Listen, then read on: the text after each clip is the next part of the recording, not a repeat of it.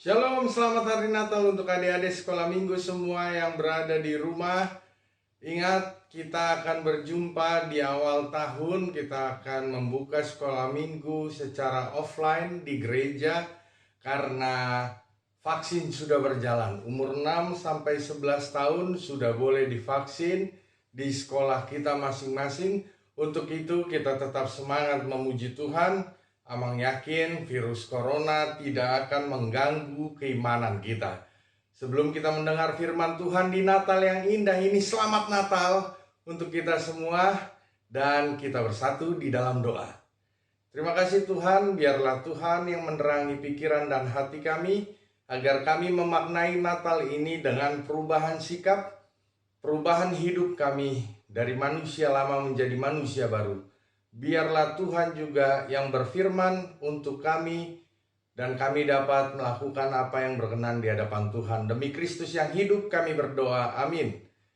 Adik-adik sekolah minggu yang dikasihi, firman Tuhan untuk kita di Natal yang indah ini tertulis dari Lukas 1 ayat 30 sampai ayat 33. Amang akan baca firman Tuhan untuk kita semua. Lukas 1 ayat 30 sampai 33. Kata malaikat itu kepadanya, "Jangan takut hai Maria, sebab engkau beroleh kasih karunia di hadapan Allah. Sesungguhnya engkau akan mengandung dan akan melahirkan seorang anak laki-laki, dan hendaklah engkau menamai dia Yesus.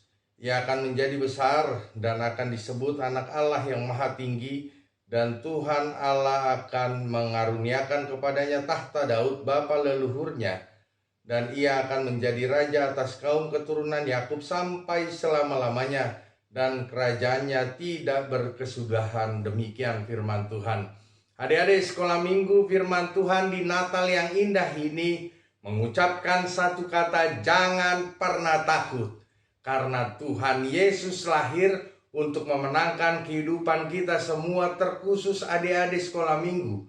Terkhusus lagi adik-adik yang rajin ke gereja beribadah, mendengarkan firman Tuhan secara virtual, secara online. Biarlah Tuhan selalu menyertai kehidupan kita. Kenapa tidak boleh takut? Karena Tuhan yang lahir adalah Tuhan yang akan memenangkan kehidupan kita. Apa kesulitan kita? Ketika kita mau menyandarkan hidup kita, pikiran kita kepada Tuhan, ternyata kekuatan kita akan berkali lipat. Contoh, engkau adalah seorang siswa yang belajar. Ketika engkau tidak takut menyerahkan ilmumu kepada Tuhan, ketika menjawab ujian, kita juga menjawab bukan hanya dengan kekuatan logika kita, tetapi Tuhan menyertai proses pembelajaran yang sudah kita lakukan. Maka adik-adik sekolah minggu di dalam kehidupan ini jangan pernah takut untuk menghadapi setiap persoalan. Ketika malam gelap datang, jangan takut. Ketika harus tidur, lampu mati, jangan takut. Karena Tuhan menyertai kita, maka kunci untuk tidak takut adalah selalu dekat dengan Tuhan. Mau berdoa, mau melipat tangan, mau terus mendekatkan diri kepada Tuhan, mau memuji memuliakan nama Tuhan, bernyanyi dengan semangat. Saya yakin dan percaya, amang yakin adik-adik yang rajin beribadah memiliki spiritual yang lebih daripada yang tidak beribadah. Kenapa? Karena memang Tuhan menyertai kita yang setia kepadanya. Seperti Maria, dia juga tidak takut untuk menamai anaknya yang lahir dari Roh Kudus, Yesus, yang menjadi raja selama-lamanya, raja dari keturunan Daud. Maka kita adalah warga kerajaan Tuhan Yesus yang sudah dipilih. Tidak serta-merta orang dapat menjadi Kristen. Bukan karena orang tua Kristen, maka kita Kristen. Benar, itu memang secara langsung.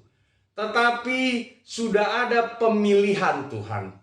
Maka kita lihat adik-adik sekolah minggu yang mau bergiat di dalam firman Tuhan, pasti Tuhan selalu mendampingi adik-adik.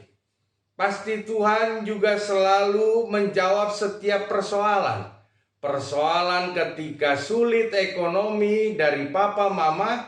Apa yang dikatakan papa mama? Ketika kita meminta sesuatu tidak memiliki uang pada saat itu. Nah, doain dong. Ketika kita mau mendoakan dengan tulus, maka orang tua kita nggak tahu aja rezekinya ada. Ini yang menjadi hal yang selalu Amang katakan, berkat itu sudah pasti menjadi milik pribadi orang percaya.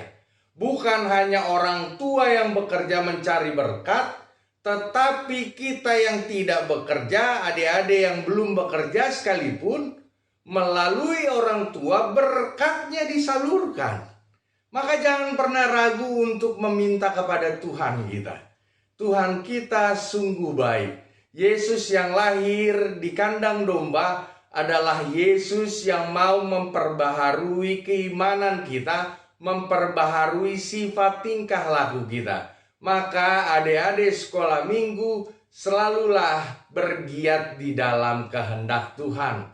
10 perintahnya adalah hal yang wajib kita lakukan. Jangan suka bohong, jangan melawan orang tua, jangan pernah mendustai Tuhan. Jangan pernah sirik dengan uang orang lain, dengan harta, dengan kekayaan orang tua dari kawan-kawan kita. Tidak boleh. Tetap kita bersandar kepada Tuhan, kekayaan yang diberikan kepada kita lebih dari apapun di dunia ini. Kenapa? Karena mungkin kita tidak kaya secara materi, tetapi kita memiliki otak yang cerdas. Mungkin orang tua kita tidak memiliki segalanya, tetapi ketika Tuhan berkehendak, mereka mampu mendidik kita dengan baik, memberikan pengarahan-pengarahan yang menjadi motivasi kehidupan kita. Adik-adik sekolah minggu, semua Natal adalah hal yang paling spektakuler.